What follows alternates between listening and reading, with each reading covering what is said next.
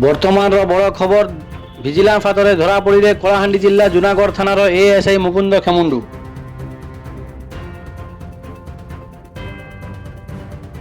କୋହିଲାପଦର ଗାଁର ପ୍ରଭା ପୂଜାରୀଙ୍କ ଠାରୁ ଏକ ମାମଲା ରଫାଦଫା କରିବା ପାଇଁ ଗ୍ରାମରକ୍ଷୀ ଶ୍ରୀମୁଖ ବାଗଙ୍କ ମାଧ୍ୟମରେ 3,500 ଟଙ୍କା ଲାଞ୍ଚ ମାଗିଥିଲେ। ଟଙ୍କା ନେଉଥିବା ବେଳେ ମାଡ଼ି ବସିଲେ ଭିଜିଲାନ୍ସ ଦଳ। ହେଲେ ଭିଜିଲାନ୍ସ ଦଳକୁ ଚକମା ଦେଇ ଫେରାର ମାରିବାରେ ସଫଳ ହେଲେ ଏଏସ୍ଆଇ ମୁକୁନ୍ଦ ଖେମୁଣ୍ଡୁ।